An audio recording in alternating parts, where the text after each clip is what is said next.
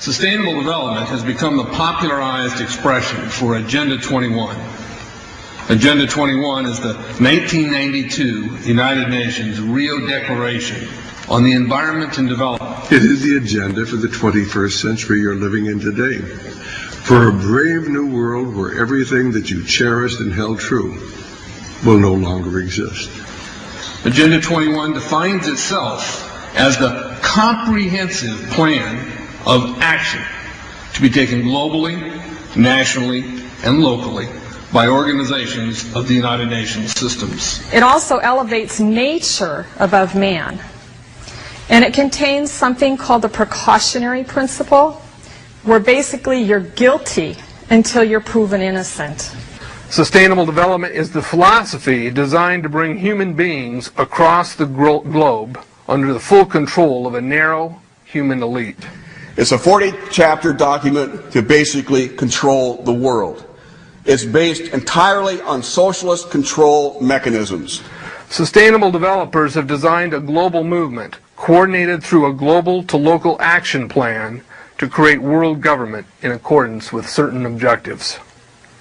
These objectives include an end to national sovereignty, the abolition of private property, the restructure of the family unit, and increasing limitations and restrictions on mobility and individual opportunity. The green goal includes the listings of what's not sustainable. A couple of the examples include private property. 728 lists fossil fuels. Golf courses and ski lodges are not. Consumerism. Irrigation is not sustainable. Paved roads. Commercial agriculture. Herbicides, pesticides. Elsewhere, it lists farmlands, pastures, grazing of livestock. And the family unit.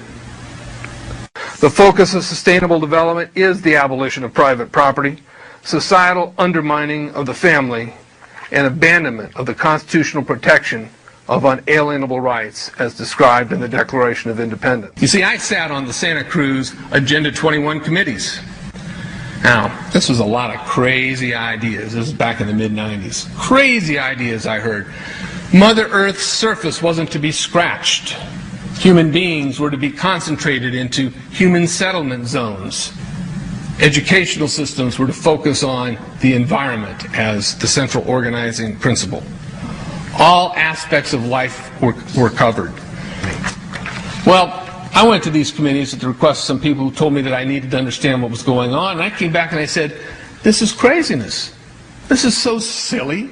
It has no chance of having any effect on our society. Well, I was wrong. The United States government's support for sustainable development, Agenda 21, is very clear. In 1992, while the Rio Conference was going on, George Bush, then president, was there where he executed the Agenda 21 protocols on behalf of the United States and brought it back to Washington, D.C. Within a year, Bill Clinton, by executive order, no congressional review, established the President's Council for Sustainable Development. In Santa Cruz, we've got a 2-lane freeway system. We need 4, but what we're getting is hundreds of millions of dollars of federal money to take a dilapidated rail line that Southern Pacific wants to put in the hands of somebody else so that a commuter line can be built along the railroad track. That'll be followed by 14-story buildings where people will live and stack them and pack them units, where developers or so-called sustainable developers will build these high-rises with federal dollars. In fact, Santa Cruz has received a $300 million federal grant to build the first 3,000 of these stack them and pack them units. The County Board of Supervisors said, if you are a sustainable developer, you're immune from any construction defect liability. It's a partnership between selected developers building this new world order and the government using the American taxpayer dollars in order to do it. This is a map of the Wildlands Project.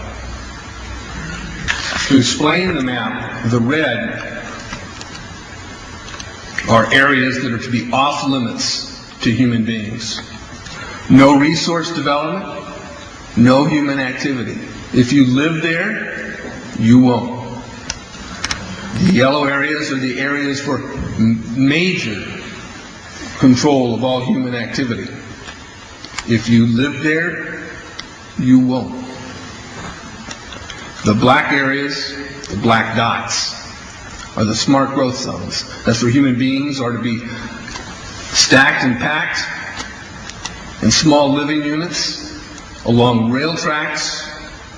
The Smart Growth Program ultimately has jobs assigned and children cared for by the state.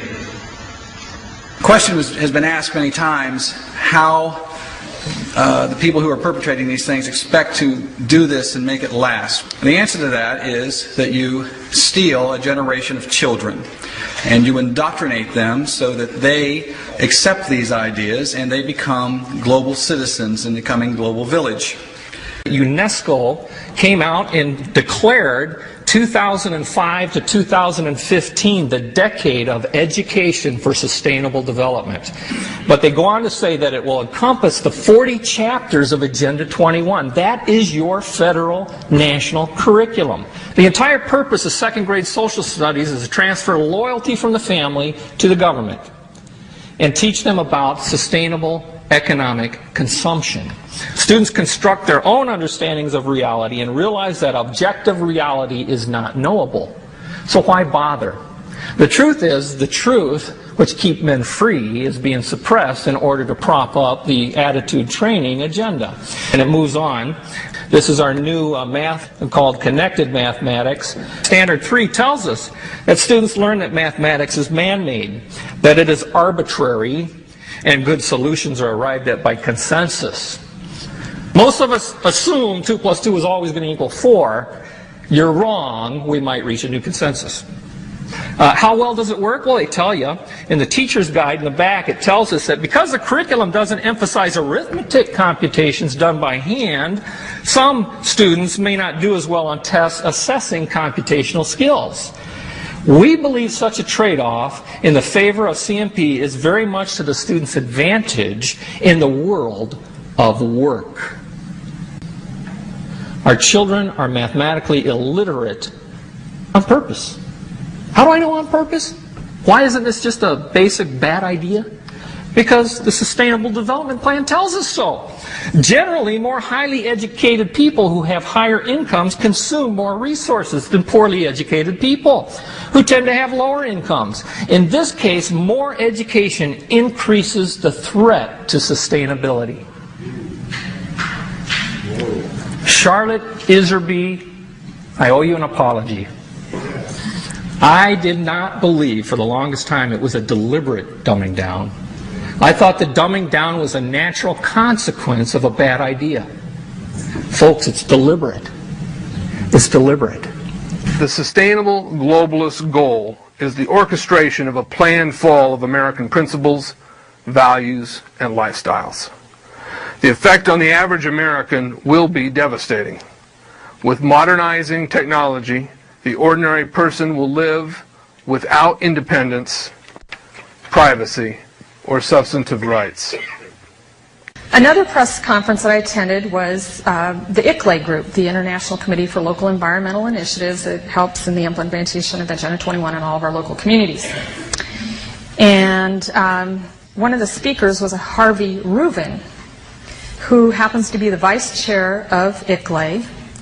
And I asked him about the correlative rights that Americans derive from the United States Constitution and the Bill of Rights. And that, of course, is your individual liberties, your private property, your freedom of speech. I asked about it clashing with Agenda 21. And you know what his response was? Individual rights must take a back seat to the collective.